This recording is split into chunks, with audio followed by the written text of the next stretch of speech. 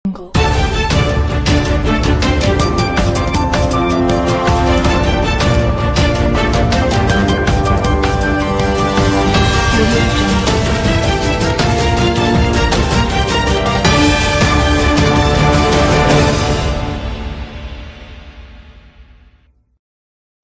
ಇಡೀ ಕರ್ನಾಟಕ ರಾಜ್ಯದ ಎಲ್ಲಾ ಕಡೆನೂ ಕೂಡ ಕರ್ನಾಟಕ ರಾಜ್ಯ ಸರ್ಕಾರ 9 ವಿಶ್ವವಿದ್ಯಾನಿಲಯಗಳನ್ನ ರದ್ದು ಮಾಡಿದ್ದಾರೆ.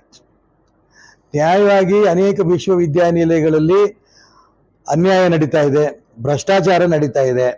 ಅದನ್ನ ಸರಿ ಮಾಡ್ತೀವಿ ಅನ್ನೋದು ಗಮನ ಹರಿಸಬೇಕಿತ್ತು ರಾಜ್ಯ ಸರ್ಕಾರ.